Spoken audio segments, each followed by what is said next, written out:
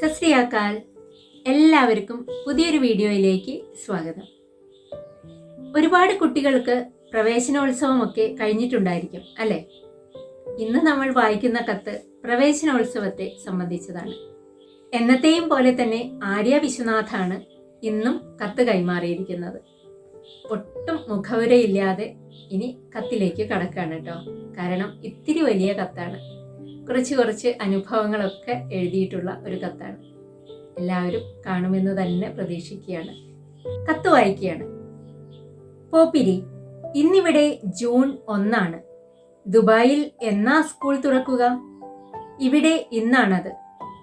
മുള്ളമ്പന്നി പെറ്റിട്ട കുട്ടിയുടെ ചേലുള്ള ഒരു വൈറസും അവന്റെ കൂട്ടക്കാരും കൂടി ഇവിടെ സ്കൂളൊക്കെ അടപ്പിച്ചിരിക്കുകയാണ് പോപ്പി.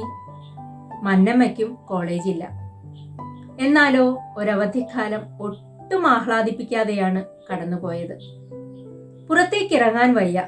എപ്പോഴാണ് മുള്ളമ്പന്നി കുട്ടി പിടികൂടുക എന്നറിയുക വയ്യല്ലോ. മന്നമ്മ നിനക്കൊരു കഥ പറഞ്ഞു തരാം. ഒരിടത്ത് ഒരു കുറുമ്പിക്കുട്ടി ആദ്യമായിട്ട് സ്കൂളിൽ പോവായിരുന്നു.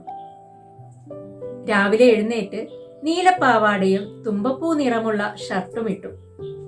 കാതിൽ നീല നിറത്തിലുള്ള ബട്ടൺസ് കമ്മൽ, കാലിൽ പുതിയ പ്ലാസ്റ്റിക് ചെരുപ്പ്, തോളില് തൂക്കിയിട്ട വാട്ടർ ബോട്ടിൽ, പിന്നെ ബാഗിലൊരു ടൈം പീസ് പടമുള്ള ചെപ്പിനുള്ളിൽ 4-5 ഗ്ലൂക്കോസ് ബിസ്ക്കറ്റ്, കയ്യിലൊരു മഴവില്ലിന്റെ കുട.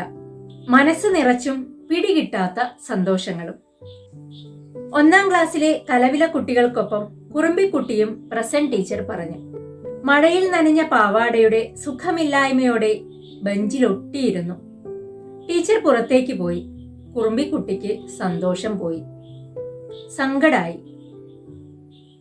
വീട്ടിലാണെങ്കിൽ അമ്മയെ കെട്ടിപ്പിടിച്ച് ഉറങ്ങാമായിരുന്നു. കശുമാവിന്റെ ചുവട്ടിലേക്കൊരു സർക്കീറ്റും ആവാം. ഇവിടെ നിറച്ചും കലപില കുട്ടികൾ, പല്ല് പുഴു തിന്നവർ, തലയിൽ എണ്ണപ്പശയുള്ളവർ, ചന്ദനഗോപി നീട്ടിത്തൊട്ടവർ, പുതിയ ബാഗിന്റെ മണം മൂക്കിലേക്ക് വലിച്ചു കയറ്റുന്നവർ, തറയിലെ ചോക്കു കഷ്ണങ്ങൾ പെറുക്കി സൂത്രത്തിൽ സഞ്ചിയിലാക്കുന്നവർ. പെട്ടെന്ന് ക്ലാസ്സിൽ ഒരാരവമുണ്ടായി. ഒരട്ടി സ്ലേറ്റുകളുമായി ടീച്ചറുണ്ട് വരുന്നു. പിന്നാലെ ഒരു പൊതിയും താങ്ങിപ്പിടിച്ച് ഒരു സിസ്റ്റർ. ടീച്ചർ മെലിഞ്ഞിട്ട് ഒരു കോലാപ്പി, സിസ്റ്റർ കോലുമിഠായിയുടെ ഉണ്ട പോലെ തടിച്ചിട്ട്.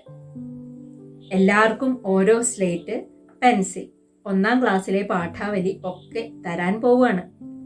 ബാഗിൽ സൂക്ഷിച്ചു വെക്കണം. അമ്മമാരെ കാണിക്കണം. മിടുക്കന്മാരും മിടുക്കികളും കേട്ടോ. എല്ലാവർക്കും സന്തോഷം. പുതിയ സ്ലേറ്റ്, പെൻസില്, പുതിയ മഷിയുടെ മണവും ഭംഗിയുള്ള പടങ്ങളുള്ള പുസ്തകം. എന്തു രസം. ടീച്ചർ പിന്നെയും പുറത്തുപോയി. അപ്പോഴാണ് ഒരു ശബ്ദം പടക്കം പൊട്ടിയ പോലെ. നോക്കുമ്പോഴതാ നിലത്തൊരു സ്ലേറ്റ് ചിന്നം ഭിന്നം കിടക്കുന്നു. അതും നോക്കിക്കൊണ്ട് സങ്കടപ്പെട്ടിരിപ്പാണ് ചന്ദനഗോപി തൊട്ടച്ചക്കൻ. എല്ലാരും സ്വന്തം സ്ലേറ്റിൽ മുറുകെ പിടിച്ച് ശ്വാസമടക്കി നിൽപ്പാണ്. പെട്ടെന്ന് അവൻ ചാടി എഴുന്നേറ്റു.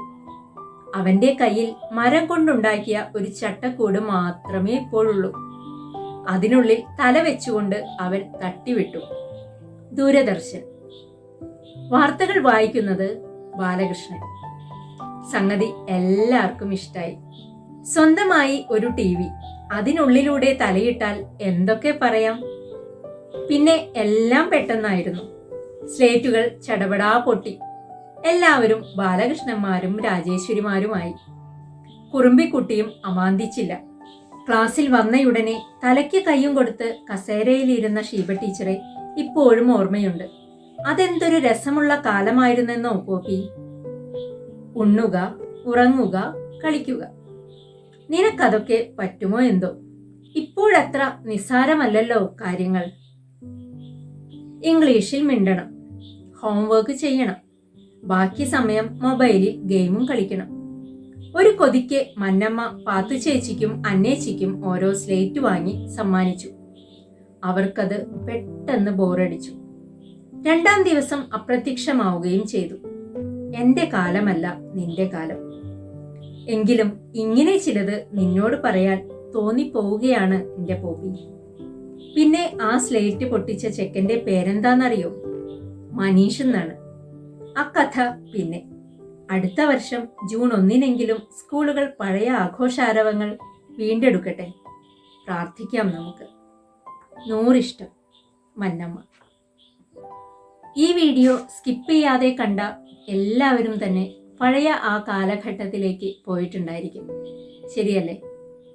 ഇന്നത്തെ കുട്ടികൾക്ക് അങ്ങനെ പലതും മിസ്സായിട്ടുണ്ട്.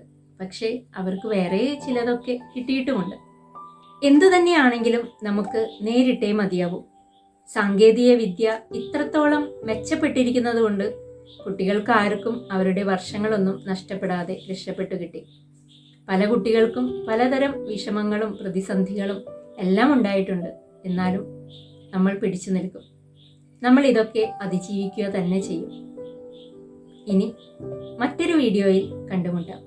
അതുവരേക്കും നന്ദി, നമസ്കാരം.